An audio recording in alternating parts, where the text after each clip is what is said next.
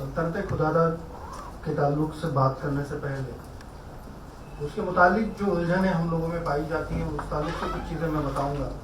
खासतौर से महाराष्ट्र में कुछ एक्सपीरियंस मैंने पिछले 1.5-2 सालों में मेरी किताब सल्तनत खुदादाद आने के बाद में किए हैं। वो एक्सपीरियंस मैं आपको इसलिए बताना चाहूँगा कि हिस्ट्री की तरफ देखने का जो नज़रिया राइटिस्ट हिस्टोरियन या राइट विंग का या फिर कॉलोनियल हिस्टोरियन का किस तरीके से रहा है और उस वजह से हिस्ट्री का क्या नुकसान हुआ है और बेसिकली उस कम्युनिटी का क्या नुकसान हुआ है जिस कम्युनिटी से वो बादशाह या वो सुल्तान बिलोंग करते थे। तो फर्स्ट एक्सपीरियंस मेरा ये है मुस्लिम हिस्ट्री की तरफ या मुसलमानों की हिस्ट्री की तरफ देखने का एक जो नजरिया है या एक जो तरीका है वो फुल्ली नॉन एकेडमिक तरीका महाराष्ट्र में मैंने देखा है।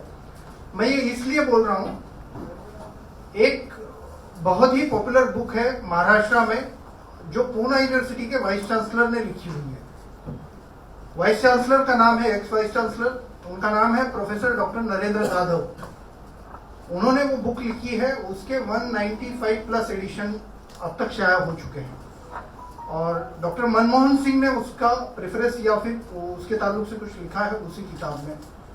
उस किताब में प्रोफेसर डॉक्टर नरेंद्र जाधव अपनी एक बेटी का लेटर कोट करते हैं जिसके अंदर ये लिखा है, उसमें लिखा है कि मैं जब डॉक्टर अल्लामा इकबाल का या डॉक्टर मोहम्मद इकबाल का वो गीत जिसके अंदर उन्होंने कहा है सारे जहां से अच्छा, वो जब पढ़ता हूं तो उनकी राष्ट्रीय निष्ठा को मुझे सलाम करने को मेरा दिल चाहता है।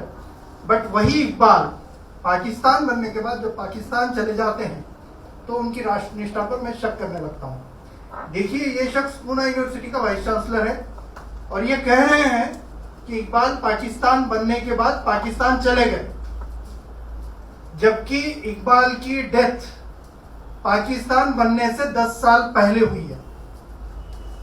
ये कोई आम इंसान नहीं है, ये एक यूनिवर्सिटी का वाइस चांसलर है जिस यूनिवर्सिटी को महाराष्ट्र का कैम्ब्रिज कहा जाता है। फिर दूसरी एक किताब है, हाल ही में 2-3 साल पहले शाया हुई, उस किताब को दूसरे एक वाइस चांसलर ने प्रेफरेंस लिखा हुआ है। उस किताब में यह कहा गया है कि बहामनी सल्तनत को औरंगजेब ने खत्म किया। उस किताब को शाया करने के लिए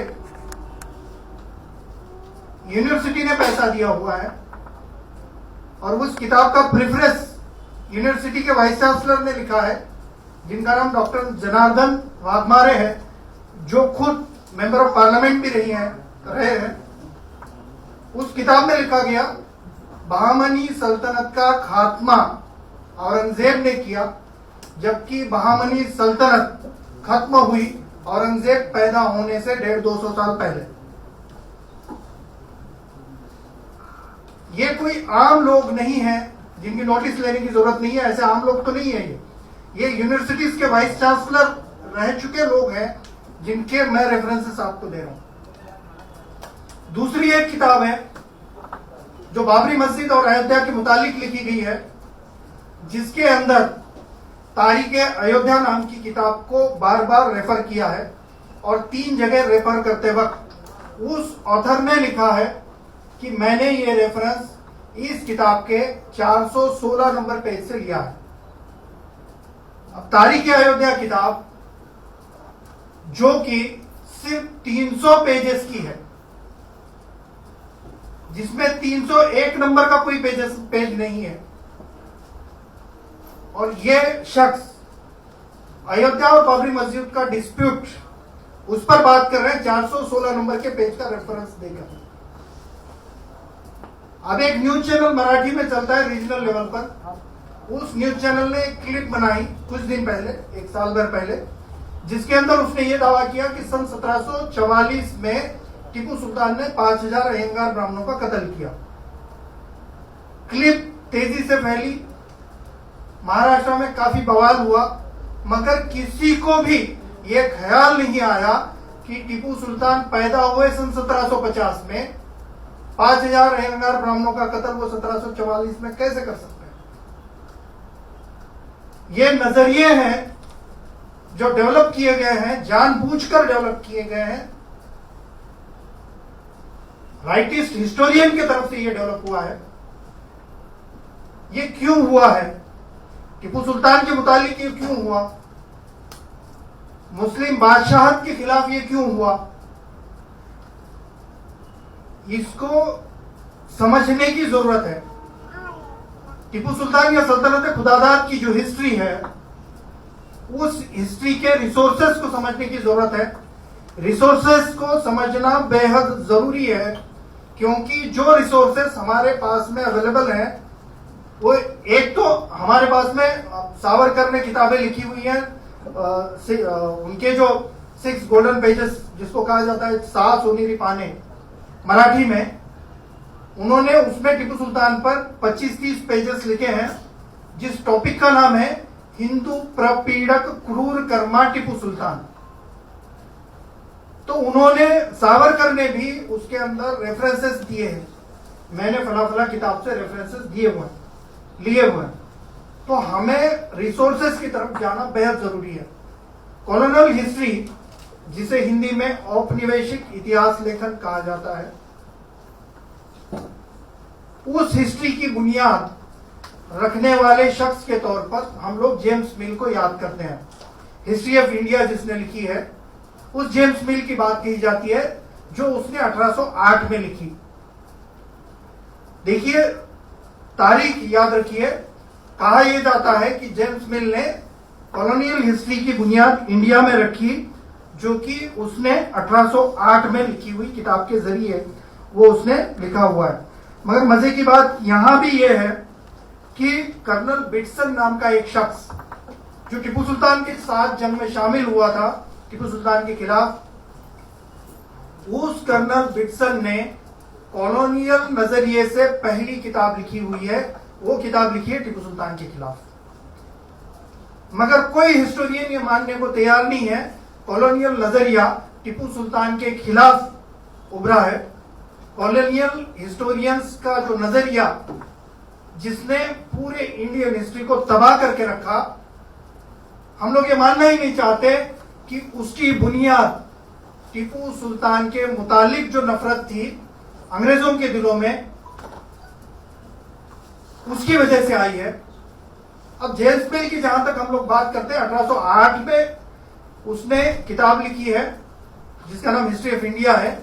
वो जेम्स मिल जिंदगी में कभी इंडिया नहीं आया।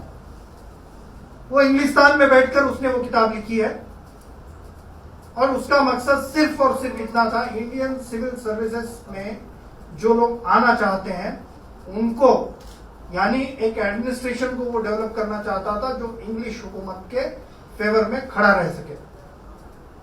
उसका हिस्ट्री लिखने का कोई मकसद नहीं था। फिर भी कॉलोनियल हिस्टोरियंस या हिस्ट्री का जो नजरिया है वो जेम्स मिल से हम लोग समझते हैं, जो कि बिल्कुल गलत है। जेम्स मिल के पहले, 1808 से पहले, खुद कर्नल मार्क विल्क्स,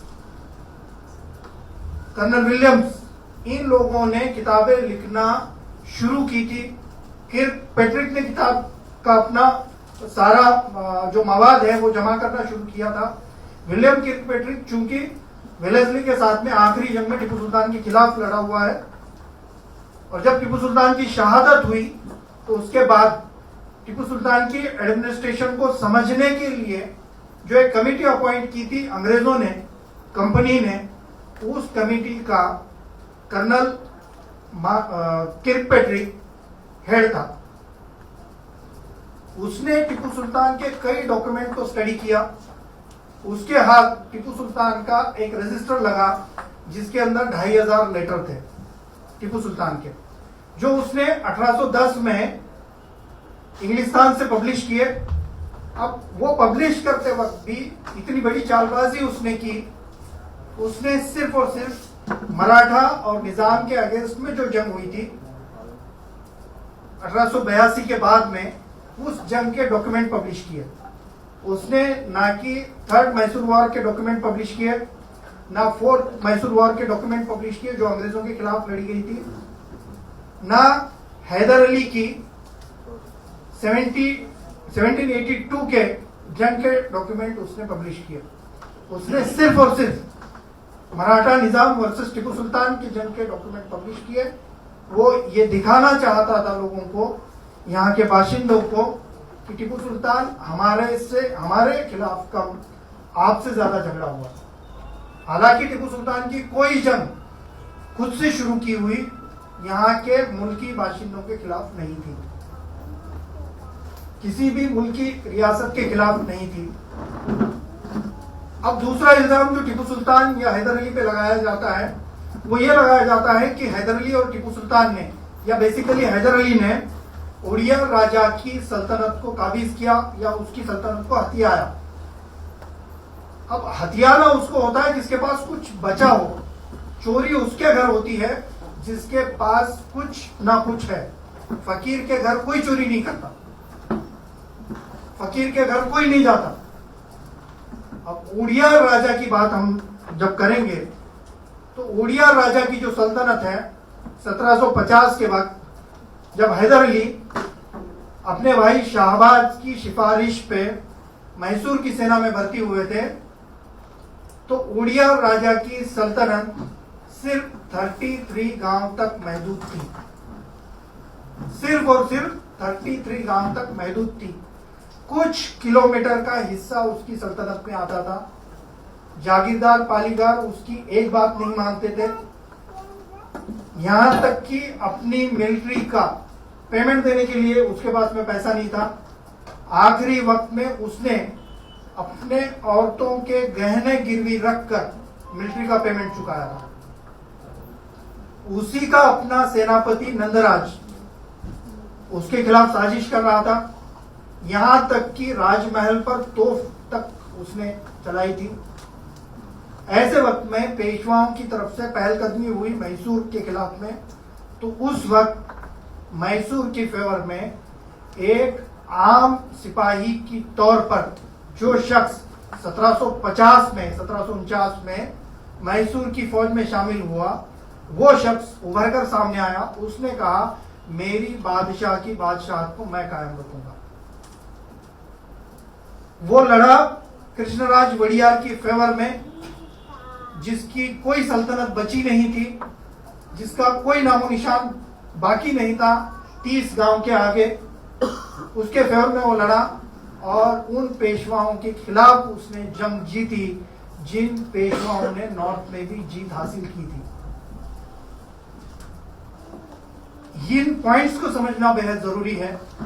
तो यह हैदर अली उभरते गया और इस हैदर अली की ताकत का अंदाजा इन लोगों को नहीं हुआ।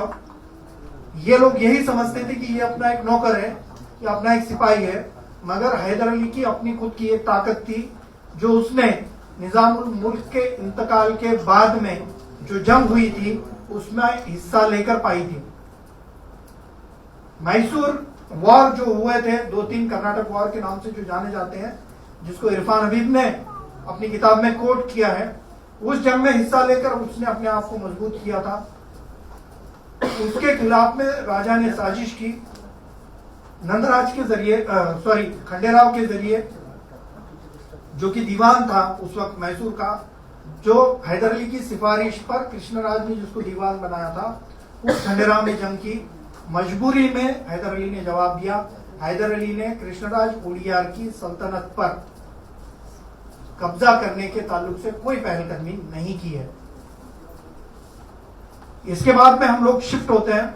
हैदर अली ये सारी चीजें करता है, मैसूर की पूरी बागडोर अपने हाथ में लेता है। सल्तनत नहीं कहूंगा मैं, वो सुल्तान नहीं बना है, मैसूर की बागडोर हाथ में लेता है, मैसूर के एक लीडर के तौर पे उभरता है। दक्कन में जब हैदर अली जाता है तो हमें ये बात को पॉइंट आउट करना पड़ेगा, हैदर अली का जैसा सियासी अपना एक योगदान रहा है, वैसा हैदर अली का समाजी योगदान भी उतना ही जबरदस्त है। हैदर अली जब दक्कन में चले गए, केरला की तरफ, त्रावणकोर वगैरह की तरफ, तो उस वक्त वहां के अछूत लोग हैदर अली को आकर मिले और हैदर अली को ये कहा कि यहाँ के जो नायर लोग हैं, वो नायर लोग हमें बहुत ज्यादा तकलीफ देते हैं, हमारे समाजी अधिकार हमें मिलने नहीं देते हैं। तो हैदर अली ने इंडिया की तारीख का छूत अछूत के खिलाफ का, अनटचेबिलिटी के खिलाफ का पहला कानून बनाया। अनटचेबिलिटी के खिलाफ पहला कानून जो बना है वो हैदर अली के दौर में बना है, और हैदर अली ने उसको बनाया है नायरों के खिलाफ में, जिस कानून में 5 पॉइंट थे। 5 पॉइंट्स पे वो कानून मुश्तमिल था। उसका पहला पॉइंट है हैदर अली जिसमें कहते हैं नायरों का दर्जा ब्राह्मणों के बराबर का है, इसके बाद नायरों को दलितों के बराबर गिना जाएगा, यानी कोई सामाजिक गैर बराबरी नहीं होगी, ब्राह्मण और दलित एक ही लेवल पर आएंगे। नंबर 2 का पॉइंट है दलित अवाम को नायरों के जुलूस में दौड़ना पड़ता है उनके घोड़े के पीछे, इसके बाद इस प्रथा को खत्म किया जाता है। एक रस्म हुआ करती थी, नायर लोग अपने खुशी के मौके पर घोड़े पे बैठते थे, उसके पीछे नंगे पैर नंगे बदन दलित अवाम को दौड़ना पड़ता था। इस रस्म को हैदर अली ने खत्म कर दिया। तीसरा और अहम मुद्दा यह है, हैदर अली ने कहा इससे पहले सिर्फ हथियार रखने का धार्मिक अधिकार नायरों के पास में था, इसके बाद में दलित भी हथियार रख सकते हैं। मनुस्मृति ने हथियार इस्तेमाल करने का अधिकार जो दलितों से छीना था, वो अधिकार उनको देने वाला पहला महात्मा हैदर अली है। ये जो ब्राह्मण हिस्टोरियन के अंदर जो गुस्सा पाया जाता है हैदर अली के खिलाफ, उसकी वजह यह है जिसने गैर बराबरी के खिलाफ में ब्राह्मण ऊंची मानसिकता को चैलेंज किया हुआ है। इस वजह से ये लोग हैदर अली के खिलाफ लिखते हैं, बोलते हैं। और एक अहम मुद्दा है हैदर अली के खिलाफ ये लोग क्यों लिखना चाहते हैं, क्यों बोलना चाहते हैं, वो ये है सन 1780 में हैदर अली की पीठ पर कैंसर की जख्म हुई थी। कैंसर की जख्म हुई है, याद रखिए, कैंसर की जख्म में आदमी जिसका चलना फिरना मुश्किल हो जाता है, उस वक्त में हैदर अली के सामने एक प्रपोजल आता है पेशवाओं की तरफ से, जिसमें ये लिखा जाता है कि तुमने जो बात कही है, मुल्की हुकूमतें जो हैं, इंडियन हुकूमतें, उनमें हम एक गठजोड़ बनाते हैं, एक अलायंस बनाते हैं और अंग्रेजों के खिलाफ लड़ते हैं। तुम्हारी ये बात हमें मालूम है, हम इस बात को मानते हैं। एम एन कस्तूरी ने भी उस पर लिखा है पूरे डिटेल में।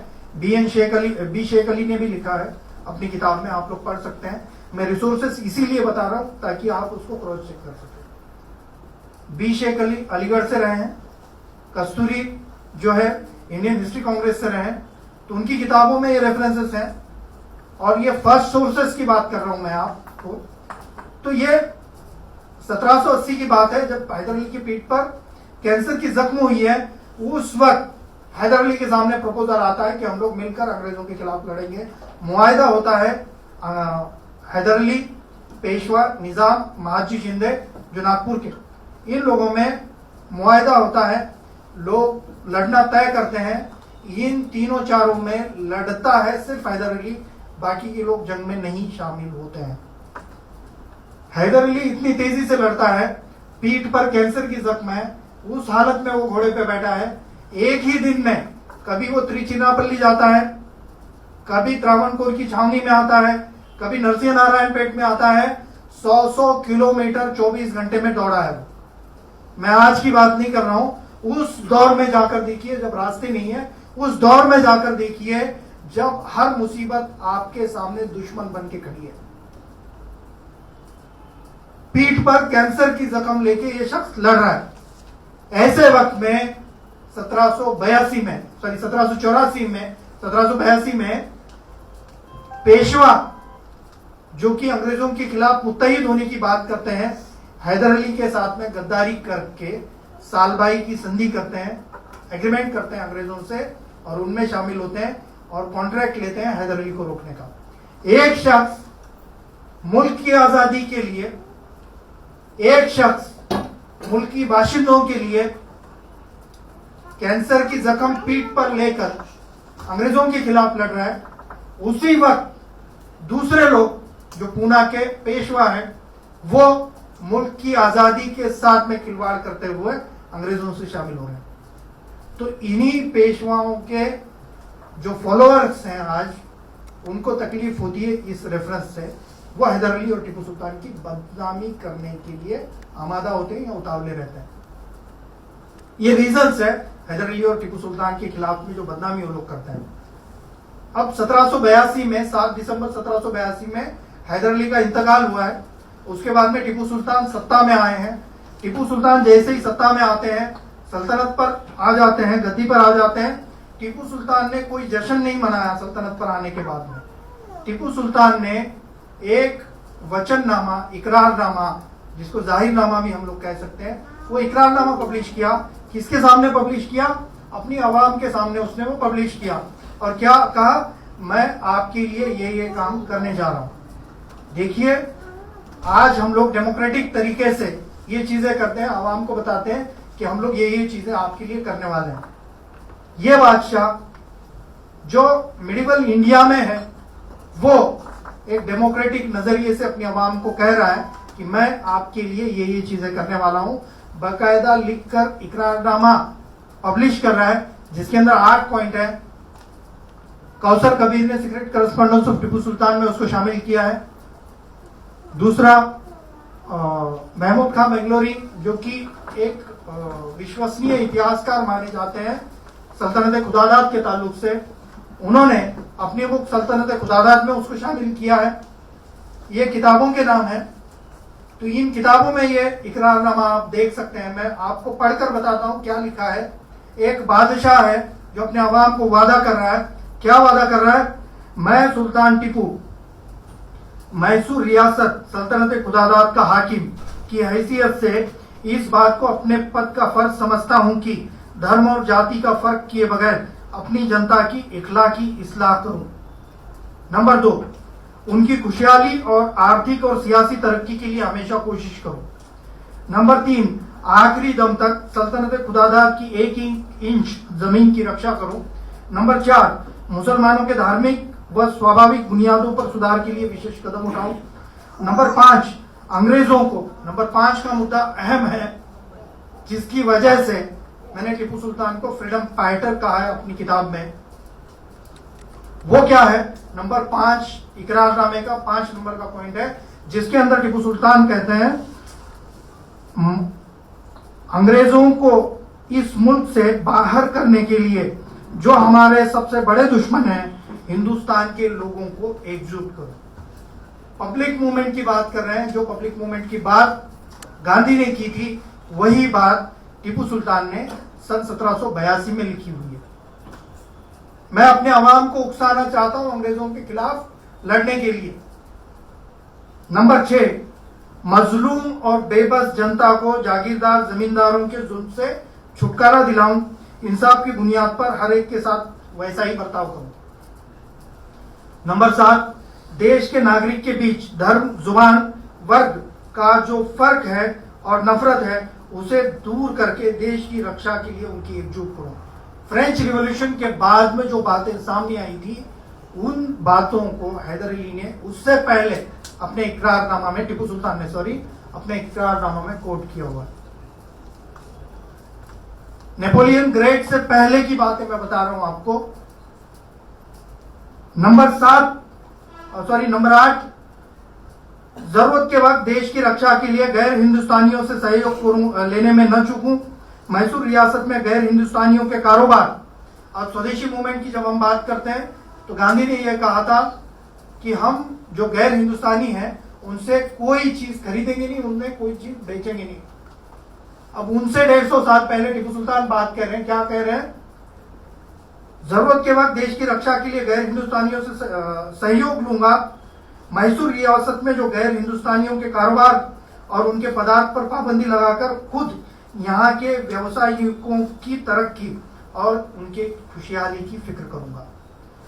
गांधी ने यंग इंडिया में एक आर्टिकल लिखा था, महात्मा गांधी ने, जिसके अंदर ये बात महात्मा गांधी ने कबूल की थी। स्वदेशी मूवमेंट की तहरीक या स्वदेशी की जो सोच है, वो टीपू सुल्तान ने उसके इस इकरारनामे के जरिए सामने लाई है।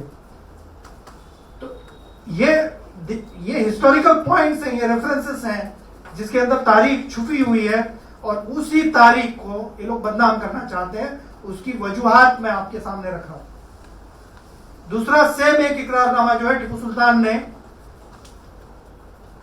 शहजादा के तौर पर उसका डिक्लेरेशन होने से पहले लिख कर दिया था, अपने फादर को, हैदर अली को लिख कर दिया था, जिसके अंदर 8 पॉइंट हैं। वो भी secret correspondence of Tipu Sultan और सल्तनत खुदादाद में मौजूद है, देख सकते हैं आप लोग। तो वो सिर्फ पढ़कर सुनाता हूं, एक्सप्लेन नहीं करूंगा मैं उसको। नंबर 1 का पॉइंट है, अल्लाह पाक की मर्जी के बगैर कोई काम नहीं करूंगा, वरना जो सजा उचित समझी जाए वो दी जाए। अगर सरकारी खजाने में चोरी या गबन करूं तो फांसी की सजा दी जाए। टीपू सुल्तान लिख रहे हैं, एक शहजादा होने के मुतालिक लिख रहे हैं। तीसरा झूठ और धोखाधड़ी नहीं करूंगा, करूं तो फांसी की सजा दी जाए। 4 पिता की इजाजत के बगैर किसी से कोई तोहफा नहीं कबूल करूंगा। ऐसे तकरीबन 8 पॉइंट है। चूंकि मेरा वक्त खत्म हो रहा है तो मैं उससे आगे आ जाता हूं। टीपू सुल्तान ने अपनी जिंदगी में 3 जंगों में अंग्रेजों के खिलाफ शिरकत की। सन 1780 की जंग जो हैदर अली के लीडरशिप में लड़ी जा रही थी, उसमें उन्होंने शिरकत किया। सन 1792 की जंग में शिरकत किया और सन 1799 की जंग में खुद शहादत पाई। टीपू सुल्तान का रोल हिस्ट्री में सिर्फ इतना नहीं है कि उन्होंने अंग्रेजों के खिलाफ शहादत हासिल की। या टीपू सुल्तान का रोल सिर्फ इतना नहीं है कि कॉलोनियलिज्म की सोच को, जो दुनिया में कैपिटलिज्म के साथ में उभर रही थी, उसको सबसे पहले चैलेंज किया। सिर्फ इतना रोल नहीं है। अपनी आवाम की खुशहाली के लिए जो कोशिशें टीपू सुल्तान ने की है, मेरा दावा है इंडिया की पूरी 1000 साल की हिस्ट्री में किसी ने वैसा काम नहीं किया। इंडिया के 2 पहले शुगर मिल टीपू सुल्तान ने कायम किए। सन 1799 में एक चिन्नपट्टनम में किया, दूसरा देवनहल्ली में किया। टीपू सुल्तान ने पानी पर चलने वाली एक मशीन बनाई जिसके जरिए बंदूक बनाई जाती थी, जो बाद में स्टीम इंजन टेक्नोलॉजी में तब्दील हुई। टीपू सुल्तान का एक खिलौना था जिसको चाबी देने के बाद में उसके अंदर से शेर के दहाड़ने की आवाजें निकलती थी। घड़ी के कारखाने थे, मस्कत में कारखाने बनाए थे, कराची में, लाहौर में कारखाने थे, अफगानिस्तान में कारखाने थे, बहरीन में कारखाने बनाए थे, कस्तुनतुनिया में कारखाने बनाने की पहल चल रही थी। टीपू सुल्तान की जो हुकूमत थी वो पब्लिक कैपिटल को डेवलप करने की सोच लेकर आई थी। मैं पब्लिक कैपिटल की बात कर रहा हूं, याद रखिए। अवामी सरमाए की बात कर रहा हूं मैं, याद रखिए। पब्लिक कैपिटल इसीलिए कह रहा हूं, टीपू सुल्तान ने जो तिजारती बोर्ड ईस्ट इंडिया कंपनी के लेवल पर बना रखा था, उस तिजारती बोर्ड का जो कैपिटल उन्होंने क्रिएट किया था, अवाम से पैसा लेकर क्रिएट किया था और अवाम को यह वादा किया था कि इसमें 50-50% की पार्टनरशिप होगी। पैसे के हिसाब से दुगना, तिगना, चौगुना नफा देने की बात टीपू सुल्तान ने की। इसीलिए मैं इसे पब्लिक कैपिटल कह रहा हूं। तो यह हुआ है टीपू सुल्तान की रियासत में। सिंचाई के क्षेत्र में कई गुना जबरदस्त काम टीपू सुल्तान का है, जो किसी बादशाह का मिडिवल इंडिया में या अहद उस्ता में नजर नहीं आता है। आखिरी एक बात बताकर मैं अपना कीनोट एड्रेस खत्म करूंगा। आज जहां पर कृष्णराज सागर डैम है, कभी जाइए वो डैम देखने के लिए। श्रीरंगपट्टनम से काफी करीब डैम है, मैं जाकर देखकर आ चुका हूं। उस डैम को बनाने के लिए 1910 में जब खुदाई शुरू हुई, जिसके लिए जर्मनी के कई इंजीनियर्स मंगाए गए, इंग्लिस्तान से कई इंजीनियर्स मंगाए गए, उस वक्त टीपू सुल्तान का एक खुतबा जो है, जो एक फर्श पर लिखा हुआ था, वो मिला। उस पर लिखा हुआ था कि सल्तनत खुदादाद के हुक्मरान टीपू सुल्तान ने यहाँ पर डैम बनाने के लिए सन 1798 में क्या कहेंगे, इनॉग्रेशन किया था डैम बनाने के काम का। तो इरफान हबीब ग्रेट हिस्टोरियन है अलीगढ़ यूनिवर्सिटी के, वो कहते हैं कि ये कैसा बादशाह है, वो वही डैम बना रहा था 100-125 साल पहले, जहां पर एक मॉडर्न टेक्नोलॉजी का इस्तेमाल करके, जर्मनी के इंजीनियर का इस्तेमाल करके एक मॉडर्न इंडिया का हुक्मरान बनाना था। यानी टीपू सुल्तान की जो टेक्निक थी वो अंग्रेजों से 150 साल आगे की टेक्निक थी, आगे की टेक्नोलॉजी थी। इसीलिए अंग्रेज टीपू सुल्तान को खत्म करना चाहते थे। और मेरा एक गेज है, इंडिया में मुसलमानों को जो डीपोलिटिसाइज किया गया, वो डीपोलिटिसाइज करने की साजिश की शुरुआत टीपू सुल्तान की शहादत से हुई है। बदकिस्मती से मुस्लिम अवाम को डीपोलिटिसाइज करने की अंग्रेजों की, कैपिटलिस्ट कॉलोनल अंग्रेजों की इस साजिश में कई मुस्लिम हुक्मरान ने उनका साथ दिया। ये बदकिस्मती की बात है, मगर इस सच्चाई को हम इनकार नहीं कर सकते। मैं आखिर में आप सब लोगों का शुक्रिया अदा करता हूं और माफी चाहता हूं कि मैं 10 मिनट थोड़ा सा ज्यादा बोल गया। शुक्रिया।